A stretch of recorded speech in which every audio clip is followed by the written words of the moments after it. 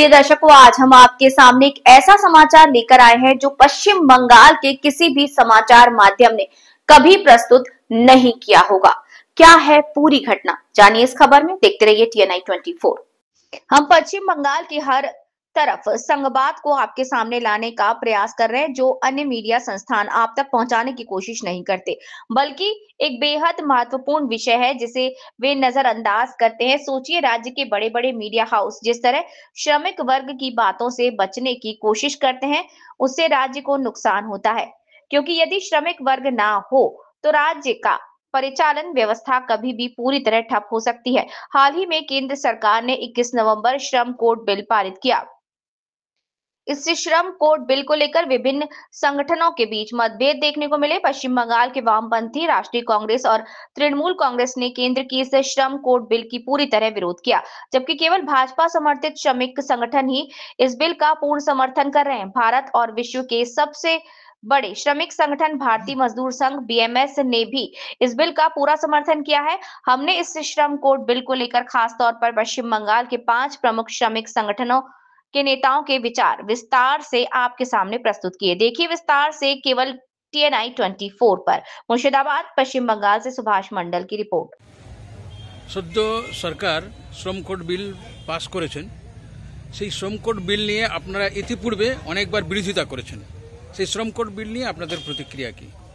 এই সিটুর প্রতিক্রিয়া কি? যেটা 4 বছর আগে পার্লামেন্টে ওরা পাস করিয়ে দেখেছিল কৃষি আইনের সঙ্গেই। কৃষি আইনের বিরুদ্ধে 2 বছরের বেশি ধরে লাখ লাখ কৃষক দিল্লির এতে আন্দোলন করে যেভাবে আটকেছে, আমরাও এই শ্রম কোডের বিরুদ্ধে আন্দোলন করে আসছিলাম। গত 21শে নভেম্বর যেভাবে কেন্দ্রীয় সরকার এটা হঠাৎ করে বিহারে ভোটে জিতার পর ভাবলো যে আমাদের সব কিছু লুট করার স্বাধীনতা পেয়ে গেছি, কৃষকদের যেমন করতে গিয়ে ধাক্কা খেয়েছে, এই শ্রম কোডেও আমরা বলে রাখছি কেন্দ্রীয় সরকারকে পিছু হটতে হবেই। কারণ স্বাধীনতার আগে থেকে শ্রমিকরা যে সমস্ত আইনের সুযোগ সুবিধা ভোগ করত, সেই আইনে ফাঁকফোকর ছিল। আমরা চাইছিলাম সেই আইনগুলোকে আরো ভালো করা হোক। ইন্ডাস্ট্রিয়াল ডিসপিউট অ্যাক্ট 1947 সালে তৈরি, আমাদের ট্রেড ইউনিয়ন অ্যাক্ট যেটাতে রেজিস্ট্রেশন হয় 1926 সালে তৈরি, সেগুলো চেঞ্জ করে আরো ভালো করা দরকার ছিল। সেখানে আইনে ছিল 7 জন মিলে একটা শ্রমিক ইউনিয়ন করতে পারবে, আর এখন বলছে কোনো ইন্ডাস্ট্রিতে 10 ভাগের 1 ভাগ শ্রমিক লাগবে। এটা তো আগে ছিল না। আর তারপরেই এই সেন্ট্রাল গভর্নমেন্ট প্রচার করছে এই আইন নাকি ভালো, অন্তত 100 জন শ্রমিক লাগবে, কিংবা কোনো ইন্ডাস্ট্রিতে যদি 5000 শ্রমিক থাকে তাহলে 500 জন শ্রমিককে অ্যাপ্লিকেশন করতে গেলে তবে রেজিস্ট্রেশন পাবে। এই যে আমাদের industrial dispute act, factories act, যেগুলোতে যা সুবিধা ছিল, শ্রমিকরা কোনো অ্যাক্সিডেন্ট হলে তাদের নিয়মিত বেতনের, তাদের বিভিন্ন রকম সামাজিক সুরক্ষার, এরা 4টা কোড করে 29টা আইনকে শেষ করে দিল। যে আইনে কিছু সুবিধা, মিনিমাম ওয়েজ, এখন যদি মিনিমাম ওয়েজের না মানে কোনো কন্ট্রাক্টর, তাহলে কেউ কিচ্ছু করতে পারবে না। আগে ছিল প্রিন্সিপাল এমপ্লয়ার, মানে এখানে যদি কন্ট্রাক্টর না দেয় ফারাক্কা ব্যারেজ ধরবে, এখন আইনে সেটা ধরতে পারবে না। ঠিকাদার যদি না দেয় এনটিপিসির অফিসারকে পয়সা দিতে হতো, এখন তাদেরকে কেউ ধরতে পারবে না।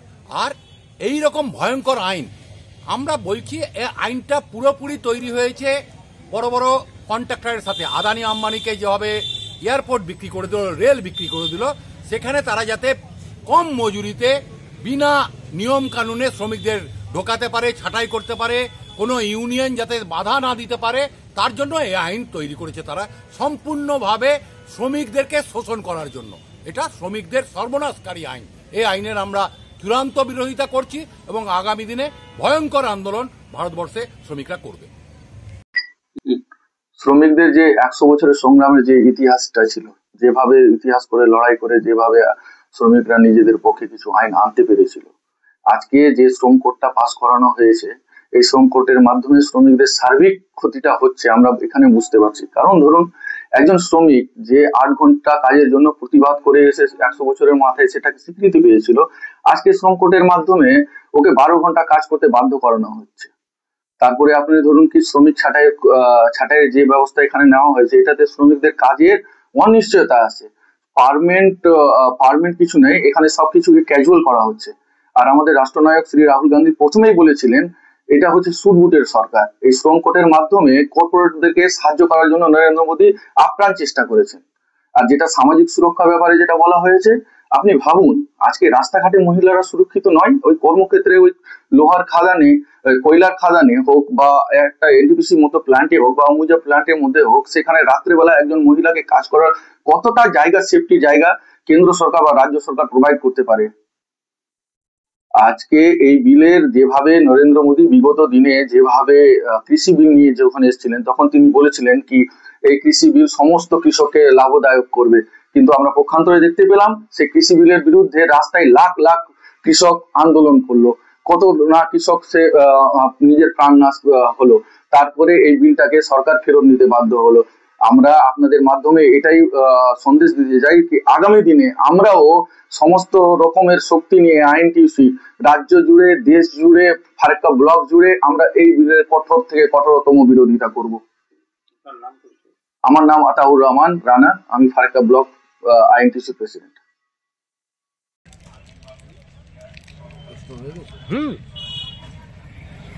প্রথম কথা হচ্ছে যে বিজেপি দল এবং বর্তমান কেন্দ্রীয় সরকার কার্যত বেনিয়াদের দ্বারা পরিচালিত, বেনিয়া অর্থাৎ ব্যবসায়ীদের দ্বারা, আদানির মতন মানে মাল্টি ন্যাশনাল কোম্পানিগুলি দ্বারা নিয়ন্ত্রিত একটা রাজনৈতিক দল দ্বারা পরিচালিত সরকার, তারা কখনোই শ্রমিক শ্রেণীর প্রতিনিধিত্ব করতে পারে না।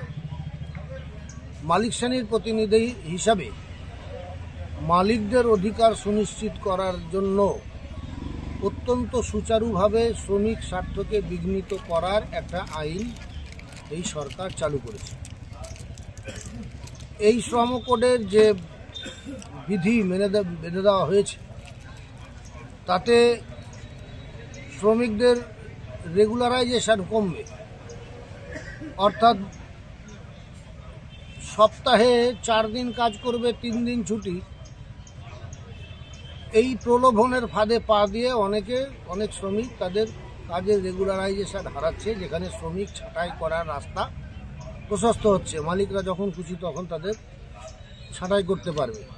শ্রমিকদের সামাজিক সুরক্ষা সেখানে বিঘ্নিত হবে।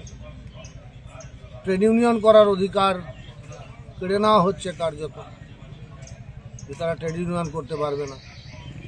আর এই যে ঘন্টার হিসাব বেঁধে দেওয়া, যে সপ্তাহে 6 দিন কাজ করলে 8 ঘন্টা করে কাজ করবে, সেখানটায় বলা হচ্ছে তার কর্মের সময় 9 থেকে 12 ঘন্টা। এই 12 ঘন্টা কাজের সময়ের হিসাব কে রাখবে? কার্যত একটা শ্রমিককে দিয়ে 8 ঘন্টার জায়গায় 9 ঘন্টা, 10 ঘন্টা, 11 ঘন্টা একটা বাড়তি শ্রম, বিনামূল্যে সেই শ্রম ক্রয় করার একটা ক্ষেত্র, জায়গা এই সরকার এই আইনের মধ্যে সুনিশ্চিত করতে চাইছে। কাজে নতুন শ্রমবিধি এটা শ্রমিক স্বার্থ বিরোধী, মালিকদের দালালি করার একটা চক্রান্ত। আমরা পশ্চিমবাংলার সরকার এখনো এই শ্রমবিধি কার্যকর করেনি, মানেনি। আমরা এই শ্রমবিধির বিরুদ্ধে। আপনারা জানেন যে 19শে নভেম্বর ভারতবর্ষে কেন্দ্র সরকার যে 29টা শ্রম আইনকে ভেঙে 4টা সাথে 4টা কোড বিলে নিয়ে এসছে। এই 4টা কোড বিলে শ্রমিকদের প্রচুর লাভবান আমরা বিএমএস ইউনিয়নের পক্ষ থেকে মনে করছি। বিএমএস ইউনিয়নের সঙ্গে আলোচনার ভিত্তিতে আমরা শ্রমিকের যাতে লাভবান হয় তার জন্য আমরা এটাকে সমর্থন করছি, যাতে কোড বিল অতি শীঘ্রই লাগু করা হোক। আপনারা জানেন অসংগঠিত ক্ষেত্রে, সংগঠিত ক্ষেত্রে এবং যারা ডেইলি ওয়েজেসে মজদুর কাজ করে, পরিযায়ী শ্রমিক কাজ করে, তারা একটা অস্থায়ী ভাব ছিল। তারা ন্যূনতম বেতন পাচ্ছিল না, তারা মেডিকেল ফ্যাসিলিটি পাচ্ছিল না, গ্র্যাচুইটি পাচ্ছিল না। এই সমস্ত জিনিস যাতে কেন্দ্র সরকার যে কোড বিল নিয়ে এসে সেই কোড বিলের মাধ্যমে তো শ্রমিক লাভবান হবে।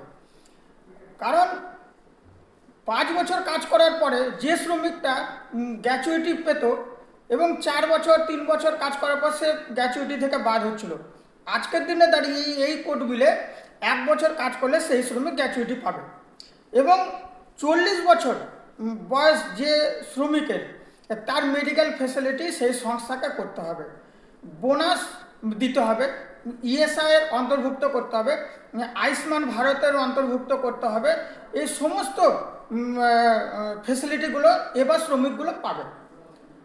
যারা রাজ্যের আন্ডারে কাজ করছিল, কম বেতন পাচ্ছিল, যারা ডেইলি ওয়েজেসে কাজ করছিল, মহিলা শ্রমিক যারা কম বেতন পাচ্ছিল, এখন ইকুয়াল একটা পেমেন্ট পাবে।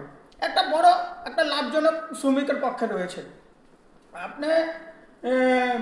আপনারা জানেন যে এই শ্রম আইন যাতে না আসে তার জন্য CI2 অন্য ট্রেড ইউনিয়ন এরা অনেক বিরোধিতা করেছিল, কিন্তু আমরা শ্রমিকদেরকে বুঝিয়েছি, আমরা বারবার বুঝিয়েছি, তাদের কাছ থেকে মতামত নিয়েছি, মতামত নিয়ে আমরা সেটাকে পেশ করেছি যাতে শ্রমিকের লাভজনক জায়গাটা আসে।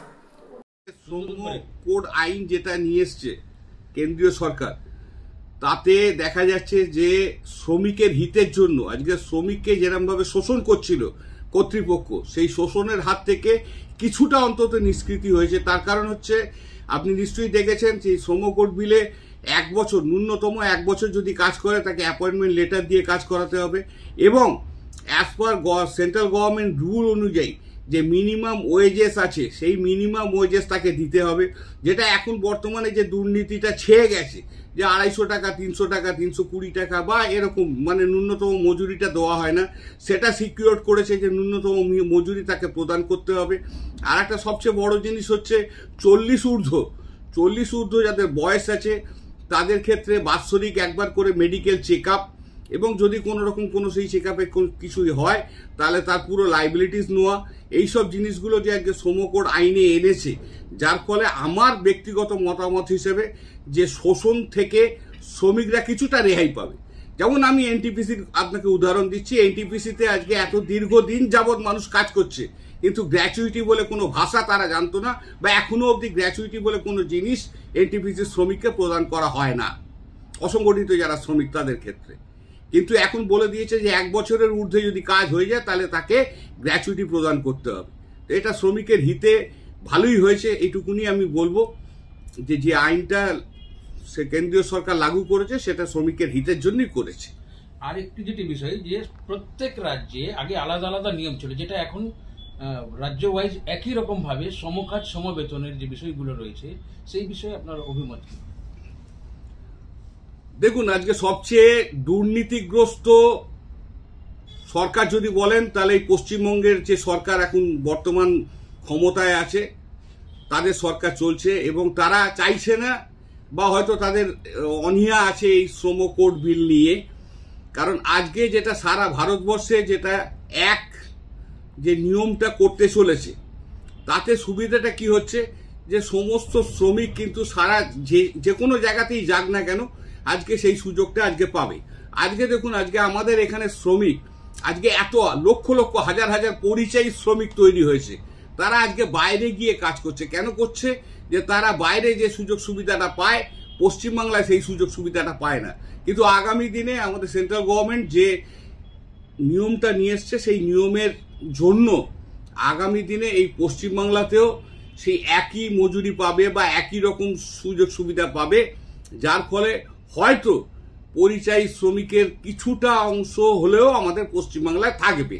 নইলে আজকে শয়ে হাজারে হাজারে শ্রমিক আজকে চলে যাচ্ছে বাইরের দেশে কাজ করতে। বামপন্থীরা বলছেন যে তারা শ্রম কোড বিলের পুরোপুরি বিরোধিতা করে যাবেন, আগেও বিরোধিতা করেছেন, এবং আমরা দেখলাম যে আজকে সিটু নেতৃত্ব, বর্ষিয়ান সিটু নেতৃত্ব দিলীপ মিশ্র এই ব্যাপারে কি বিরোধিতা করবেন, রাজ্য সরকারকে, কেন্দ্র সরকারকে এই বিলটা করতে হবে।